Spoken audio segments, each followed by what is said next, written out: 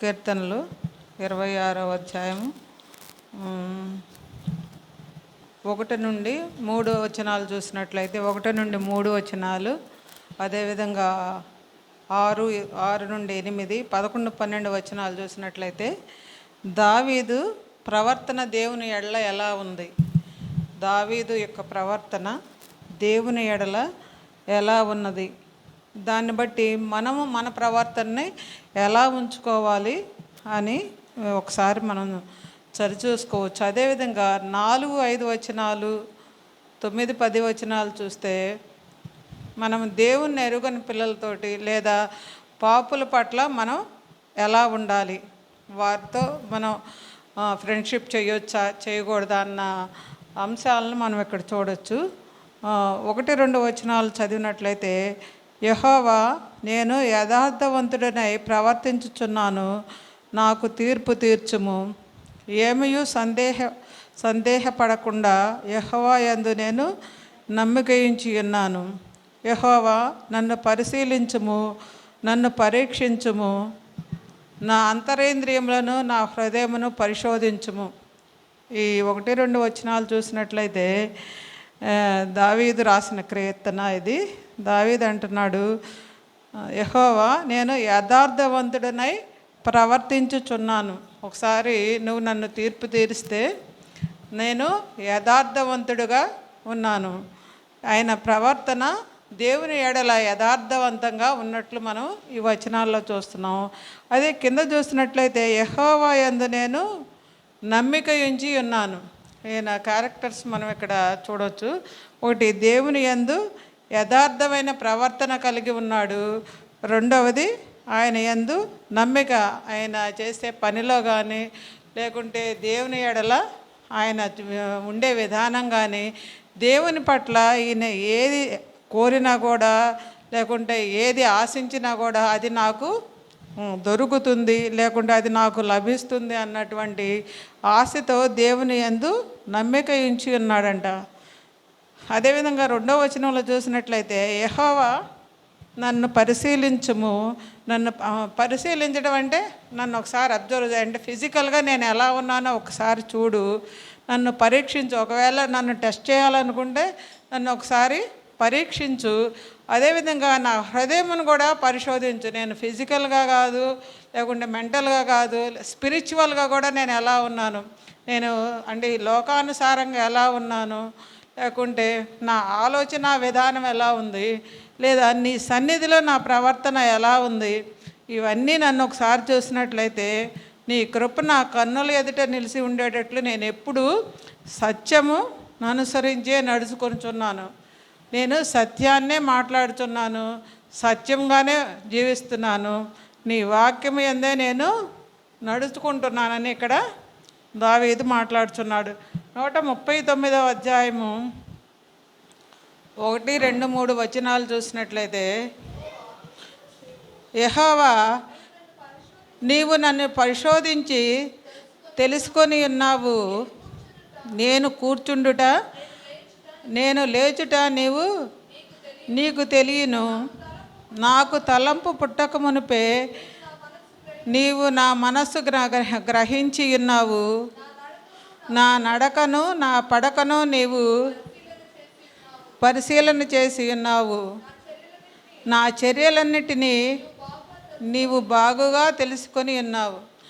ఈ వచనాల్లో చూసినట్లయితే మనల్ని పరిశోధించి తెలుసుకునే దేవుడై ఉన్నాడంట.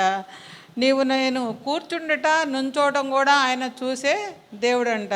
అంతేకాకుండా మనకు తలంపు పుట్టక మునిపే మనం ఏం మాట్లాడుతున్నాం ఆయన మనల్ని గమనించే దేవుడై ఉన్నాడంట.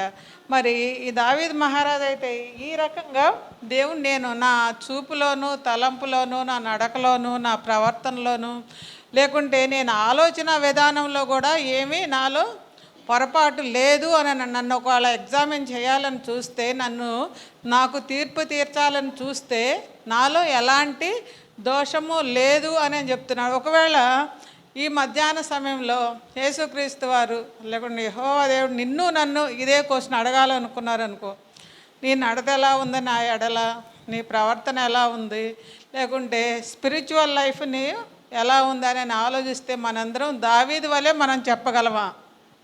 ఈ మధ్యాహ్న సమయంలో దావీదు ఎలా చెప్తున్నాడైతే, ఒకవేళ నన్ను ఎగ్జామిన్ చేస్తే నేను అన్నిటిలో పాస్ అవుతాను అని అంటున్నాడు. మరి మనం ఎలా ఉన్నాము? మనం కూడా ఒకసారి పరీక్షించుకున్నట్లయితే దావీదు వలె మన ప్రవర్తన కూడా యథార్థంగాను నీతిగాను. ఇంకా కిందకి వెళ్తే 6వ వచనం చూసినట్లయితే, నిర్దోషినిగా నా చేతులు కడుక్కొనుచున్న ఆయన నిర్దోషిని, నేను ఎలాంటి దోషము లేనివాడిని అని చెప్తున్నాడు. అదేవిధంగా కిందకు వస్తే, యెహోవా అని బలిపీఠం చుట్టూ ప్రదక్షిణం చేదును అచ్చట కృతజ్ఞతాస్తుతులు చెల్లింతును.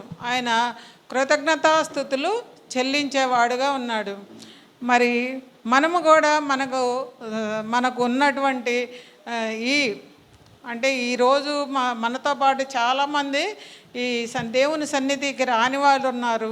మరి మనము ఆయన సన్నిధికి వచ్చి ఆయన స్తుతిస్తున్నామంటే ఆయన యొక్క కృపే. మరి దాన్ని బట్టి మనం ఎంతో కృతజ్ఞతాస్తుతులు చెల్లించబద్దులమై ఉన్నాము. మరి అదేవిధంగా 11వ వచనంలో చూస్తే, నేను యథార్థవంతుడనై ఆయన ఎలా నడుస్తున్నాడంట? యథార్థవంతంగా నడుస్తున్నాడంట. తర్వాత లాస్ట్ వచనంలో చూస్తే, సమాజములలో యెహోవాను స్తుతించేదను, ఆయన స్తుతులు చెల్లించేవాడుగా ఉన్నాడంట. ఈయన ఉన్నటువంటి క్యారెక్టర్స్, యథార్థవంతమైన ప్రవర్తన కలిగి ఉన్నాడు, యెహోవా యందు నమ్మిక ఉంచి ఉన్నాడు. తర్వాత ఆయన్ని పరీక్షిస్తే అతనిలో ఎలాంటి లోపము లేదని చెప్తున్నాడు. సత్యమునే మాట్లాడే నడుచుకునే విధంగా, సత్యముగానే నడుచుకునే విధంగా ఉన్నాడు, నిర్దోషిగా ఉన్నాడు. అంతేకాకుండా అతను కృతజ్ఞతాస్తుతులు చెల్లించేటువంటి మనస్తత్వం కలిగిన వాడుగా ఉన్నాడు. మనం ఇలాంటి లక్షణాలన్నీ కలిగి ఉన్నామా? ఒకవేళ కలిగి ఉండకపోతే మనం ఈ మధ్యాహ్న కాల సమయంలో ఈ పాఠం ద్వారా అదేవిధంగా యథార్థవంతంగా ఆయనను స్తుతించే వారంగా ఉండాలి. సరే, 2వ కేటగిరీ చూస్తే, ఎలా ఉండకూడదు అని ఒకసారి మనం చూసినట్లయితే 4వ వచనం, పనికి మాలిన వారితో నేను సాంగత్యం చేయను, వేషధారులతో పొందు చేయను. పనికి మాలిన వారితో, వేషధారులు అంటే పైకి ఒకలాగుండి లోపల ఒకలాగా మాట్లాడే వాళ్ళతో, అలాంటి వారితో నేను ఫ్రెండ్షిప్ చేయను. 9-10 వచనాలు చూస్తే, పాపులతో నా ప్రాణంను చేర్చకము, నరహంతకులతో నా జీవమును చేర్చకము. ఎందుకని? వారి చేతులలో దుష్కార్యములు కలవు, వారి కుడి చెయ్యి లంచముతో నిండి ఉన్నది. వారు ఎప్పుడు లంచం తీసుకునే వాళ్ళు ఉన్నారు. అదేవిధంగా నరహంతకులు అంటే ఎప్పుడు హత్య చేయటం కానీ దుష్కార్యములు చేసేవాళ్ళుగా ఉన్నారు. కనుక ఇలాంటి వారికి దూరంగా ఉండాలి మనం అని చెప్తున్నారు. కీర్తనలు 1వ అధ్యాయం 1వ వచనంలో చూసినట్లయితే,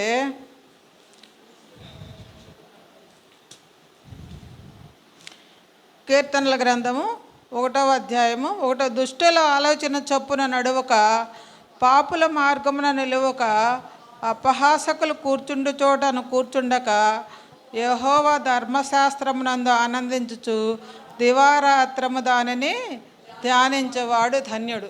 ఇలా మనము ఉండాలని మధ్యాహ్న కాల సమయంలో దేవుడు కోరుచున్నాడు. దుష్టుల ఆలోచన చొప్పున నడవకుండా, పాపుల మార్గంలో మనం నిలవకుండా, అపహాసికులు ఉండే చోట మనము అలాంటి ప్లేసెస్ దగ్గర ఉండకుండా, దివారాత్రము యెహోవా యొక్క వాక్యాన్ని ధ్యానించుచు ఆ వాక్యానుసారంగా మనం నడిచినట్లయితే ఎంతో ధన్యులమై ఉన్నాము.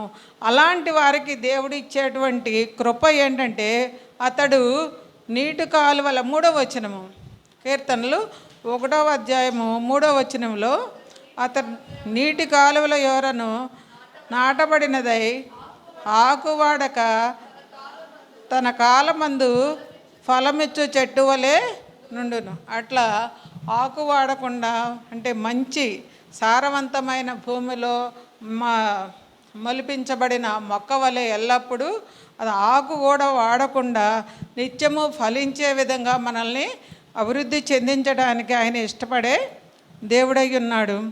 మనం ఇలా పాపులతో ఉండకుండా మరి ఈ దావీదు వలె యథార్థమైన హృదయం కలిగి ఆయన సన్నిధిలో ఎప్పుడు స్తుతించి కృతజ్ఞతాస్తుతులు చెల్లించే వారంగా ఉండాలని ఆశపడుచున్నాడు. అలాంటి కృప మనందరికీ దయచేయనుగాక.